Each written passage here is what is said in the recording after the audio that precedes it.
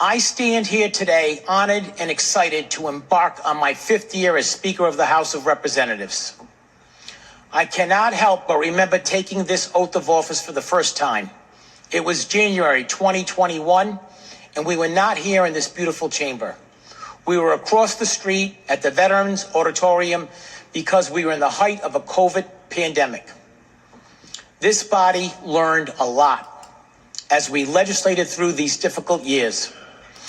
As I look around today, it's worth noting that the face of this House hasn't changed very much.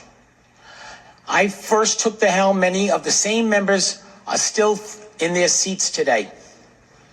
In fact, in the November general election, the voters returned every incumbent member who chose to run. I believe that is a great testament to our responsiveness and collaborative approach of lawmaking. As House members, we are here to serve the communities that we represent. The challenges in Woonsocket can differ from the challenges in Westerly. Our individual approaches and priorities vary greatly as well. Ultimately, though, I believe we all share a common goal: to help our neighbors through tough times and make difficult choices that create a better future for all of Rhode Islanders. The people in this room have experience with hard times and making tough decisions. We will be relying on these skills as we face new challenges ahead and build on what we have accomplished together. In the face of great need, we are anticipating a sizable budget deficit, estimated at more than $300 million in the year ahead. We have been extremely strategic with our resources in recent budgets. We have passed 5 balanced budgets with no broad-based tax increases. In fact, we've provided tax relief that impacts virtually every Rhode Islander: families with children, seniors, military retirees, and small businesses, as we also eliminated the car tax permanently.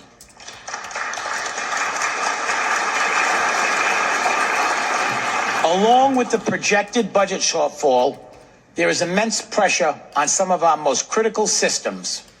Housing, healthcare, and our workforce are experiencing shortages.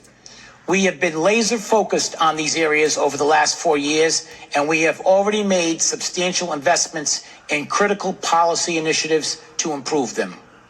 We must press on. As you know, housing has been a priority for me personally and this House. This is not an issue unique to Rhode Island, and it's not a partisan issue. At a recent national governors meeting, every single governor listed housing as its top priority. In fact, the housing shortage has been a problem generations in the making.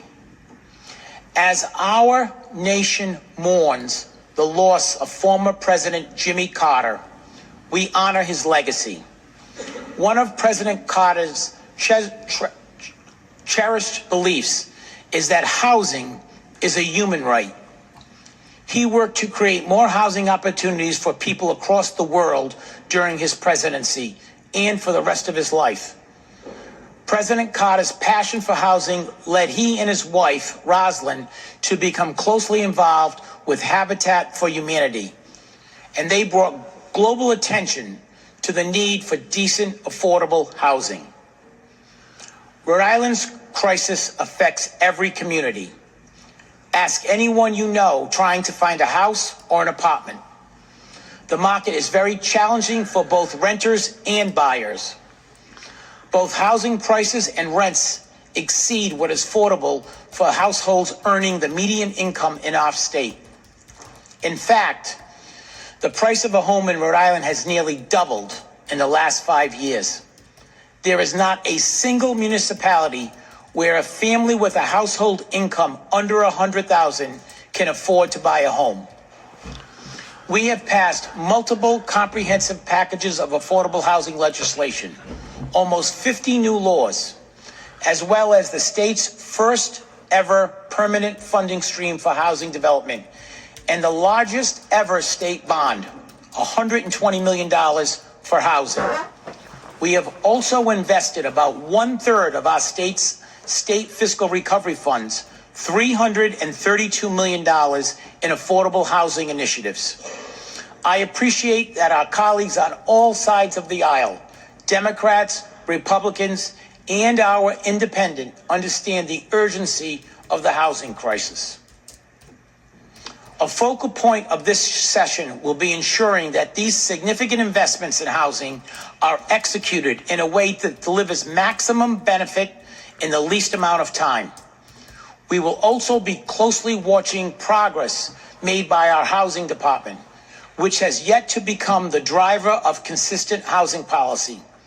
In particular, many of us are deeply concerned that resources directed toward homelessness have not been deployed as quickly or effectively as we had intended.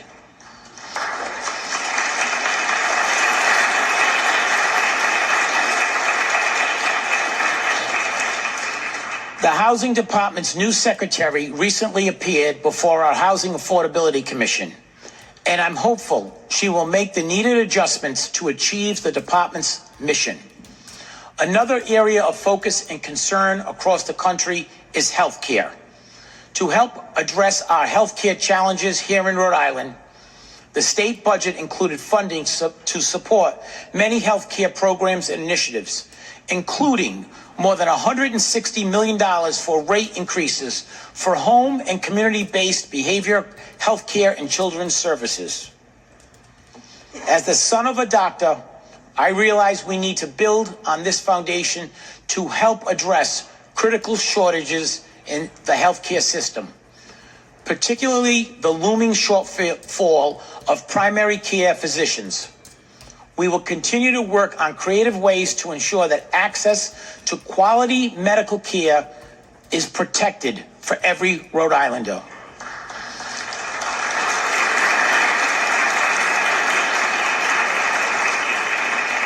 We will work with our partners in healthcare, hospitals, insurers, and providers as we innovate together to chart the path ahead. Our Attorney General has been doing an excellent job in ensuring the oversight of hospital conversions. I look forward to working with him on efforts to help reform healthcare. Our colleagues in the Senate have also made healthcare an issue a priority. As we have seen in the past several legislative sessions, the boat moves much faster when we're all rowing in the same direction. We will continue to work collaboratively with our partners in government and toward better solutions for our critical industries. Shortages across the entire workforce is another issue not unique to Rhode Island. We have infused sizable investments funded with bond initiatives approved by the voters in November to create a state-of-the-art facilities and programming at our state's higher education institutions. We will continue to target innovation to promote Rhode Island and work with the business community, labor, and academic institutions to prepare and expand our workforce for the jobs of the future. The groundwork we have laid in these areas and others will serve Rhode Island well. However, it is critical that we maintain these hard-fought gains. We expect our investments to be quickly and carefully allocated to maximize the impact on the most important foundations of our community. We will also continue to utilize our power of oversight in the management of some immediate crises, such as the reconstruction of the Washington Bridge, which will require immense resources. The effectiveness of the state's response to this crisis impacts so many Rhode Islanders. In turn, our constituents deserve timely and accurate information, and we will be asking tough questions as we embark on funding and rebuilding this vital thoroughfare. I also anticipate that our Oversight Committee will scrutinize the large-scale cyber attack that targeted Rhode Island Bridges program and has also impacted some of our most vulnerable residents. While we address these pressing issues, we are also working to grow our economy and embrace innovation. We have allocated significant investments, $45 million, to create a hub for the life sciences here in Rhode Island. This initiative has great momentum and has the potential to dramatically improve our economy and workforce. This effort hinges upon collaboration. The state partnering with institutions of higher education as well as our healthcare entities. The good news is that Rhode Island has, which I think is unrivaled anywhere, a unique ability to connect and collaborate. Our small size is one of our greatest assets. We are nimble. We have the ability to move quickly. Rhode Island's small size also helped us retain some of our industry leaders. Last year, Citizens Bank had concerns about Rhode Island's tax structure that made our state less competitive than our neighbors. We listened, acted quickly, and passed legislation that kept citizens within our borders. In the last several years, the General Assembly has worked hard to keep IGT and Bally's here for another 20 years. Here, companies have direct access to government leaders, and our partners in government enjoy an extremely collaborative working relationship. Collaboration is the key. In the House, we will tackle today's issues in the same way, with commitment, creativity, and compassion. We welcome the input of the public and encourage the participation of all Rhode Islanders as we begin this new session. This is a very special day for our freshman members. I thank you and I thank your families for the new members for sharing them with us. I'm very impressed by this class of 6 freshmen, your energy, passion, and commitment to the issues. To my colleagues in this chamber, I believe in you. I'm excited to continue the work we've started and to accomplish even more great things. The potential of the people in this room is unlimited. And by continuing our work together, we will utilize our hard-earned collective skills to meet the new challenges we face now. My door is open. My sleeves are rolled up, and I'm ready to get to work on behalf of the great people of this state.